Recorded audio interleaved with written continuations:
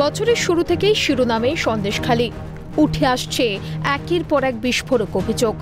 এবার জেলিয়াখালীর মাঝের পাড়া থেকে উঠে এলো আরও ভয়ঙ্কর অভিযোগ। বিজেপি করার অপরাধে রাতের অন্ধকারে মহিলাদের মেরে বাড়ি থেকে বের করে দেওয়ার অভিযোগ শাহজাহান ঘনিষ্ঠ লিয়াকত মোল্লা, আবু তালেব মোল্লা, মিজানুর মোল্লা সহ তৃণমূল আশ্রিত দুষ্কৃতীদের বিরুদ্ধে।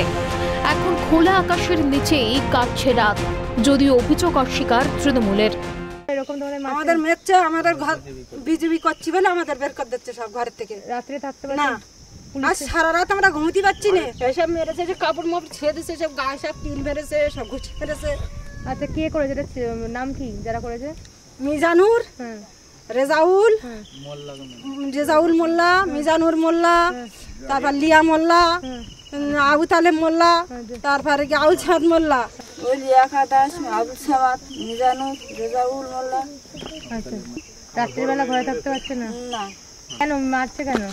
ওই বিজেপি করছে বলে তাই কে মারছে? বাড়িতে থাকতে দিচ্ছে না? এখানে বিজেপি এর সঙ্গে কোনো সম্পর্ক, ওদের ফ্যামিলি ম্যাটার নিয়ে, ওদের জমি জায়গা নিয়ে। এখানে বিজেপি বা কোনো তৃণমূল বলে কোনো কে সাজিয়ে বলছে? ঘর থেকে আমরা একটা বাড়ির বউ, আমরা ঘর থেকে বার হতে পারি? আমাদের বাড়িতেই কেউ ছিল না। শাহজাহানের গ্রেপ্তারির পর আনন্দে নেচে উঠেছিল সন্দেশখালী। শান্তি ফিরে পাওয়ার আশায় বুক বাঁধতে শুরু করে গরিব মানুষগুলো, কিন্তু সেই আশা যে পূরণ হবার নয়। আজও শান্তির খোঁজে দ্বীপ অঞ্চলের মানুষজন। এবার সামনে এলো শাহজাহান ঘনিষ্ঠ লিয়াকত মোল্লা, আবু তালেব মোল্লাদের বিরুদ্ধে অত্যাচারের অভিযোগ।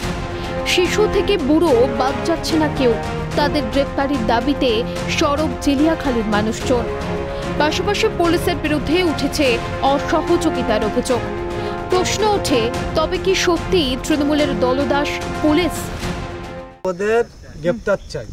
তোমাকেও মেরেছে? কি আমাকেও মেরেছে, আমার ওই সেজে কাকিমার মেরেছে, আমার সেজে কাকিমার ছেলের মেরেছে, আমার মায়ের মেরেছে, আমার মেজে কাকার মেরেছে, আমার নসেজে কাকার মেরেছে। আবার রাত্রে হুমকি দিচ্ছে, তোরা ঘরে আসলে তোদের হাত পা ভেঙে তোদের ঘরের বাইরে ফেলে রেখে দেবো, তোদের ঘরে ঢুকতে দেবো না, তোদের কোন বাবা বাঁচায় আমরা দেখবো। পুলিশ কি বলছে? পুলিশ এসে ওখান থেকে ওদের কাছ থেকে শুনে চলে গেছে, আমাদের কাছে কোনো এসে অভিযোগ নেয়নি। হ্যাঁ, এদের অত্যাচারে আমাদের আতঙ্ক হয়েছে। আমাদের ওদের গ্রেফতার চাই।